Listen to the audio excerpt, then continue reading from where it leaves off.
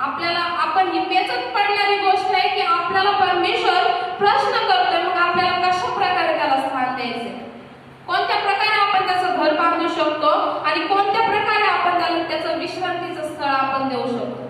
आपल्याला तर त्याला नेमलंय, त्या बापाची इच्छा असते की माझं पोर मोठं झाल्यावर तो माझी जागा घेईल, मला विश्रांती देईल आणि मी तो माझं काम करेल आणि मी आरामात राहील, है ना.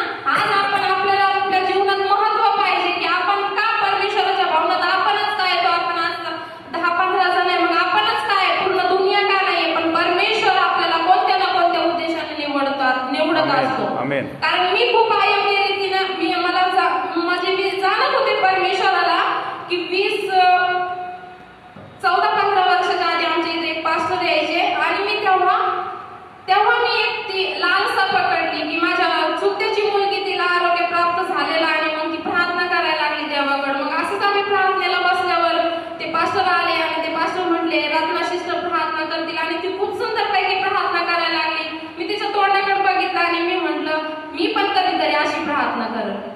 म्हणजे मला मी हरेक तासाला पाहिजे, हरेक सेवकांना या कोणाला पाहिजे तर मी म्हणायची मी पण यांच्यासारखं कधीतरी कार्य करेन. तेव्हा मी 4थीला शाळेमध्ये जायचे, मला काहीच माहिती नव्हतं आणि नवीन करार आमच्याकडे त्या पास्टरने दिलेला, पण आम्हाला एवढं माहित होते की हा देव जे मागतो ते देतो आणि आरोग्य देतोय. म्हणून मी काय करायचे, कधी कधी मला असं मी खूप निराश जर झाले तर मी काय करायचे, बायबल वाचायचे. मला समजत नव्हतं पण मी वाचत राहायचे. तर याच्यामध्ये परमेश्वर, कारण आपण जो शब्द बोलतो जो परमेश्वराविषयी, तो परमेश्वर कधी ना कधी पूर्ण करतो.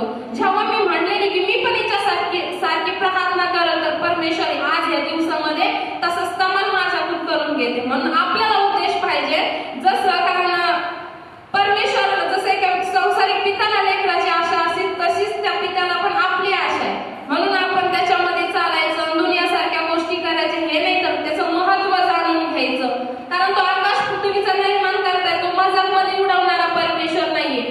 लोकांनी केली त्याच्या वचनाची मिलावट केली अयोग्य रीतीने, अयोग्य काम पण करते. हा या ठिकाणी सांगत आहे ना, कोणी तर म्हणतं जुन्या करारामध्ये केलं ना लोकांनी पाप, है ना, पण ते पाप परमेश्वराने लपून नाही ठेवलं. कारण पापाचं मीठ खूप परमेश्वराला, पापाचं मीठ जेव्हा मी थोडंफार हेजकेलची पुस्तक वाचत होते ना, त्यामध्ये जे इस्रायली लोकांनी पाप केलं तेव्हा विरुद्ध त्यांच्या लेकरावर सुद्धा परमेश्वराने दया नाही केली.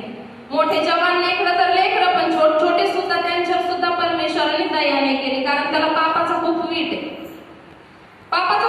आहे, त्याला. पण परमेश्वर म्हणतो, जेव्हा पासून त्या दिवशी आमच्या घरी आलेले 2-4 घंटे आमच्या सोबत बसलेले की आम्ही एका पुस्तकामधून परमेश्वराचं वचन बघितलं की पूर्ण मनाने जर परमेश्वराकडे आपण वळतोय तर परमेश्वर आपल्यावर दया करतोय. आपण थोडं वळतो, थोडं पापामध्ये जातो, थोडं वळतो, याच्यामध्ये परमेश्वराचं नाहीये.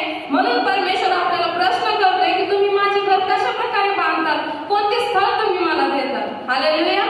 तर याच्यामध्ये परमेश्वर म्हणतो ह्या सर्व वस्तू माझ्या हाताने बनलेल्या आहेत म्हणून त्या माझ्या झाल्या आहेत. हालेलुया. दुसऱ्या वचनामध्ये परमेश्वर म्हणतो ह्या सर्व वस्तू माझ्या बनलेल्या आहेत. आपल्या घरातल्या ज्या बी वस्तू आहेत ह्या परमेश्वराच्या, कारण माणूस निर्माण केला परमेश्वराने आणि त्यांनी ह्या गोष्टी केल्या, म्हणजे त्या परमेश्वराच्याच आहेत, है ना. बनवणारा अगर परमेश्वराच्या, सगळ्या वस्तू पण परमेश्वराच्या आहेत. म्हणून कारण परमेश्वराने कोणत्या वस्तूला महत्व नाही दिलेलं, तर मग परमेश्वर म्हणतो ह्या सगळ्या गोष्टी माझ्या हाताच्या बनलेल्या आहेत, नाही का. उदाहरणार्थ त्या दिवशी आम्हाला पास्टरांनी सांगितलं की आपण मातीने घडवलेले व्यक्ती आहोत, है ना. मातीने घडवलेला. आता खेड्यापाड्यामध्ये एक रांजण असतो तर तो बाथरूमच्या ठिकाणी लोकांनी ठेवलेला असतो, म्हणजे लगेच पाणी घेणं, टाकणं, आंघोळीला घेणं ह्या गोष्टी. तर ते राहणं तो बाथरूमच्या ठिकाणी. पण मोठ्या जे करोडपती लोक असतात त्यांचे ते असे फुलांचा गुलदस्ता ठेवायला पण ते बनलेलं असतं, ते पण एक मातीचं असतं. पण त्याचं स्थान कुठं, त्या करोडपतीच्या त्या लोकांच्या घरामध्ये त्याचं स्थान असतं. खूप जेवणाच्या टेबलावर ते ठेवतात, कुठं पण मतलब चांगल्या ठिकाणी ते ठेवतात आणि घरामध्ये ठेवतात. पण ह्या ठिकाणी त्या मातीचं कुठं, ते बाथरूमापाशी असतं, पण ते मातीचंच बनलेलं असतं, है ना. कोणता मोठा दास होई, आपण स्वतः विश्वासू परमेश्वराला ते एक समानच आहे. आपण म्हणतो मोठा दास ठीक आहे, मोठ्या स्टेजवर आहे, पण त्याच्या पण कृत्याप्रमाणे परमेश्वर त्याला हिसाब देईल. तर आपण पण प्रामाणिकपणाने आपण जर या जटेवर बसत तर आपल्याला पण परमेश्वर त्याच प्रकारे हिसाब देईल, ठीक आहे ना. कोणी मोठा आणि छोटा परमेश्वराच्या नजरेमध्ये नाहीये. म्हणून परमेश्वर म्हणतो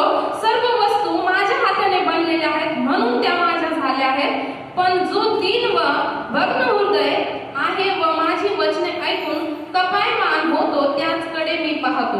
हालेलुया. हिंदीमध्ये की दीन और खेदित मन का हो और मेरा वचन सुनकर थरथराता हो. या ठिकाणी बघा परमेश्वराचं वचन सांगते कोणत्या लोकांवर परमेश्वराची दृष्टी होणार है ना, जे मनाचे दीन आहेत है ना, आणि जे भग्न हृदय म्हणजे खेदित मनाचे आहेत. परमेश्वराचा प्रभू येशू जेव्हा इतर लोकांना बघत होते तर त्यांचं मन जे म्हणजे दुःखामध्ये असतील त्रासामध्ये असतील तर त्यांचं मन असं रडत होतं, जसं एक आईचं मुलासाठी मन रडतं.